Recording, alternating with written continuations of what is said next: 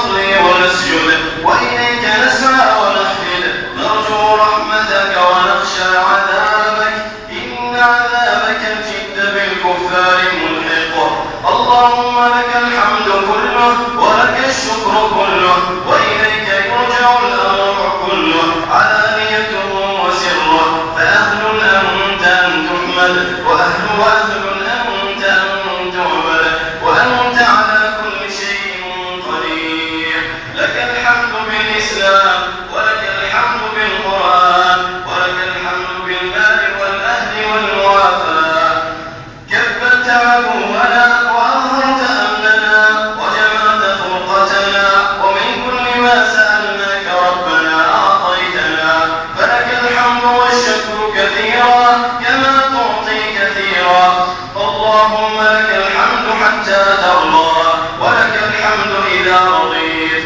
ولك الحمد بعد الرضا ولك الحمد على كل حال لك الحمد كالذي نقول وخير مما نقول ولك الحمد كالذي تقول اللهم لك الحمد أنت نور السماوات والأرض ومن فيهن ولك الحمد أنت قيوم السماوات والأرض ومن فيهن ولك الحمد أنت الحق ووعدك حق ولقاؤك حق والجنة حق والنار حق والنبيون حق ومحمد صلى الله عليه وسلم حق والساعة آتية لا ريب فيها لا إله إلا الله المتوحد في الجلال بكمال الجمال تعظيما وتكبيرا المتفرد بتصريف الأمور على التفصيل والإجمال تقديرا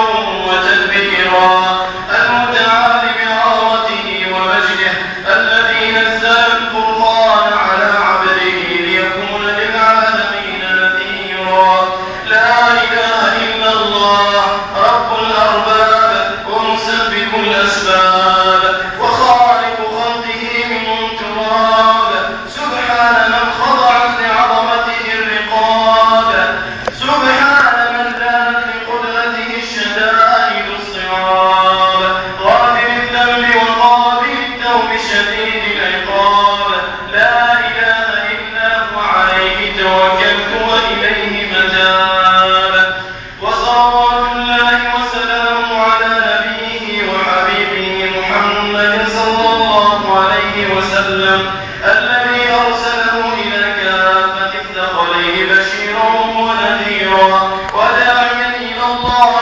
بإذنه وسراجا منيرا اللهم لك الحمد كما هديتنا للإسلام وعلمتنا الحكمة والقرآن ولك الحمد على ما يسرت من صيام رمضان وقيامه وتلاوة كتابه العزيز اللهم اجعل خير أعمالنا آخرها وخير أعمالنا خواتمها وخير أيامنا يوم نلقاك اللهم لا تجعل ممن حضره من صيامه الجوع والعطش ومن قيامه السهر والتعب اللهم إنا نسألك مسألة الخائفين ونبتهل إليك ابتهال المذنبين اللهم فتقبل دعاءنا وصيامنا وصلاتنا يا حي يا قيوم اللهم لا تردنا خائبين برحمتك يا أرحم الراحمين ربنا تقبل منا إنك أنت السميع العليم وتب علينا إنك أنت التواب الرحيم واغفر لنا ولوالدينا ولجميع المسلمين الأحياء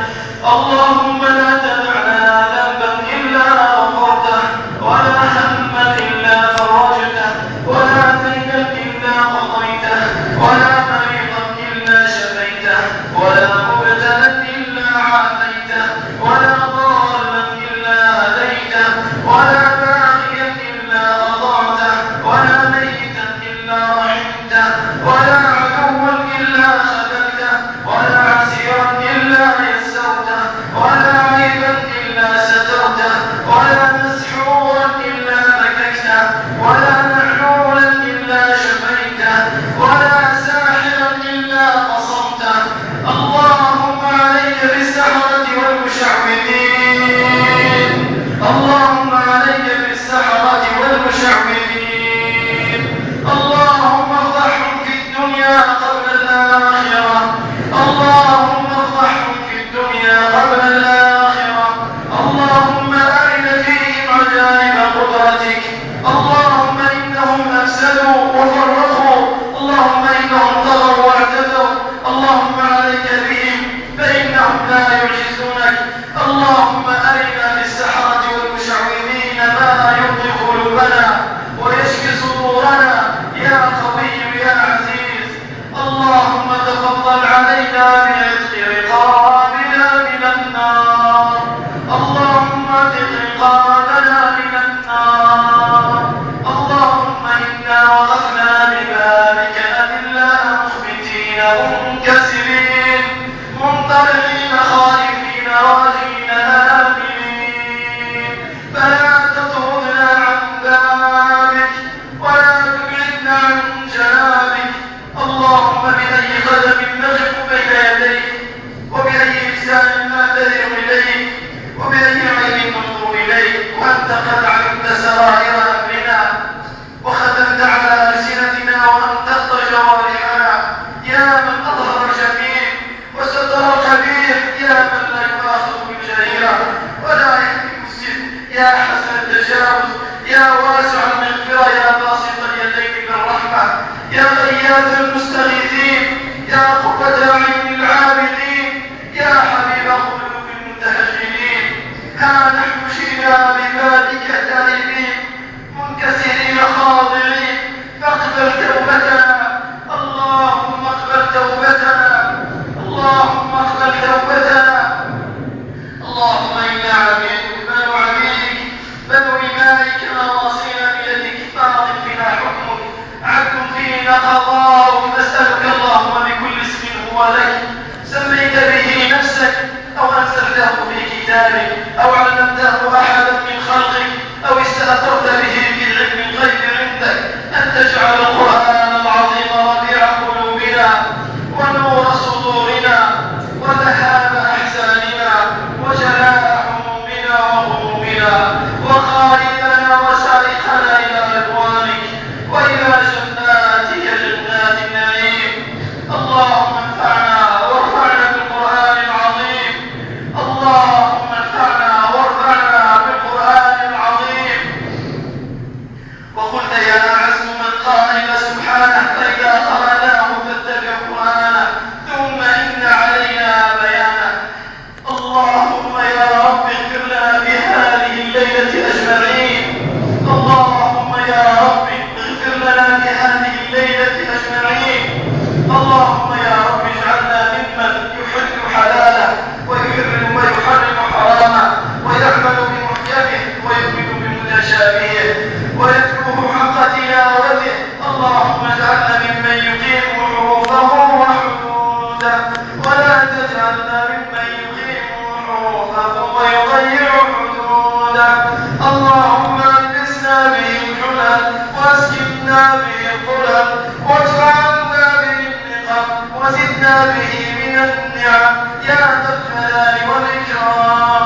اللهم اجعلنا من أهل القرآن الذين هم أهلك وخاصتك يا ذا الجلال والإكرام. اللهم اجعل القرآن العظيم لقلوبنا ضياء ولأبصارنا جلاء ولأسماعنا دواء ولذنوبنا محرصا وعن النيران مخلصا. اللهم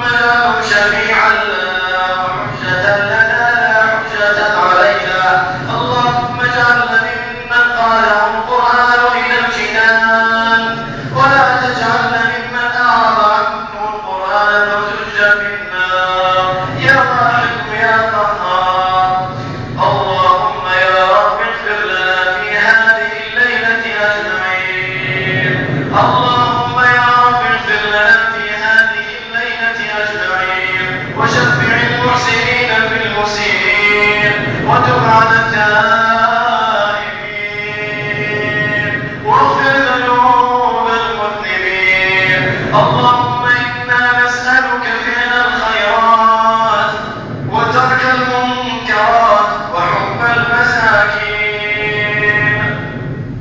اللهم إنك عفو تحب العفو فاعف عنا.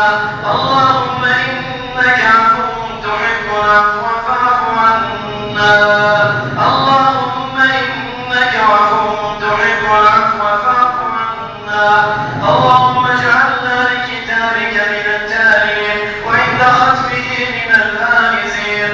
اللهم اجعلنا عند ختمه من الفائزين وعند النعماء من الشاكرين وعند البلاء من الصابرين. ولا تجعلنا ممن استهوته الشياطين فشغلته بالدنيا عن الدين فأصبح من النادمين وهم في الآخرة من الخاسرين.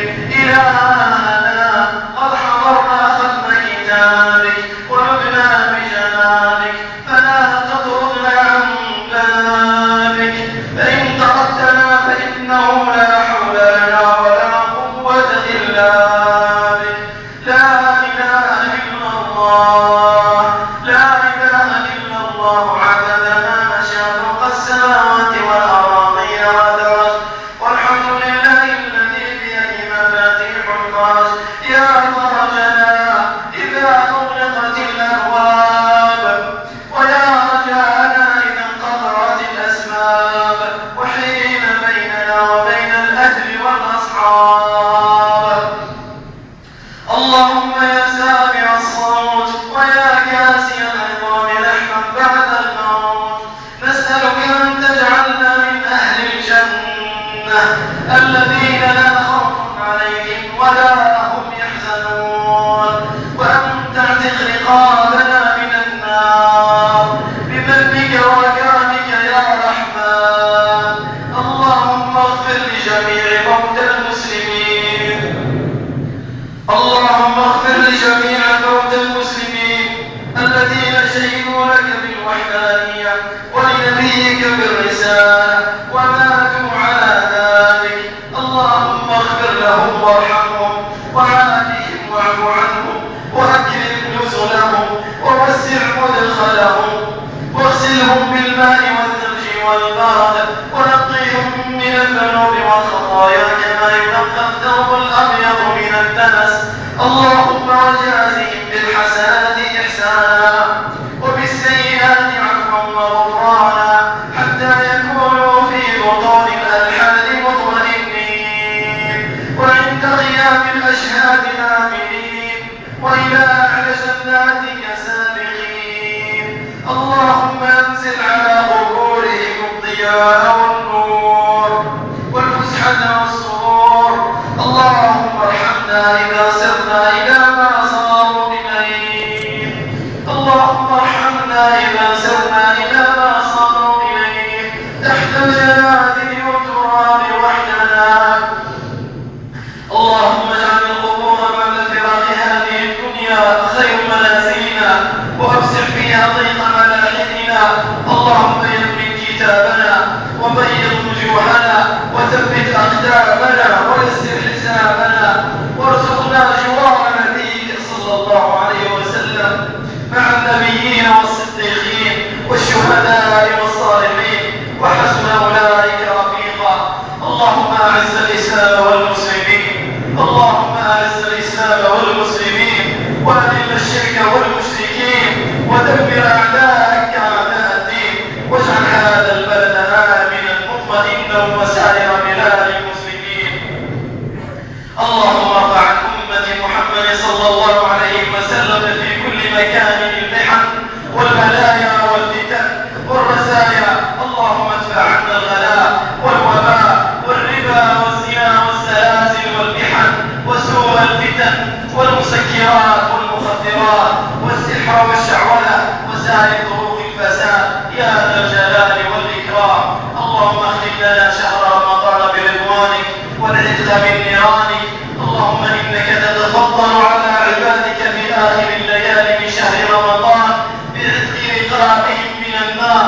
اللهم اعتق رقابنا ورقاب آبائنا وأمهاتنا وأزواجنا وذرياتنا وأقاربنا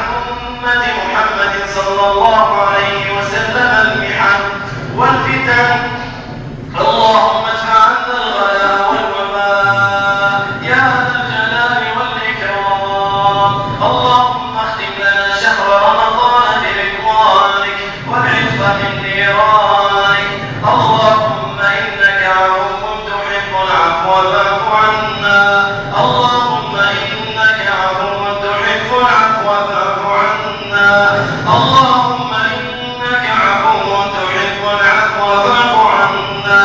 اللهم اهدنا فيمن هديت وعافنا فيمن عافيت وتولنا فيمن توليت وبارك لنا فيما أعطيت وقنا واصرف عنا برحمتك شر ما قضيت فإنك تقضي ولا يقضى عليك. وصل اللهم وسلم على سيدنا محمد وعلى آله وصحبه أجمعين.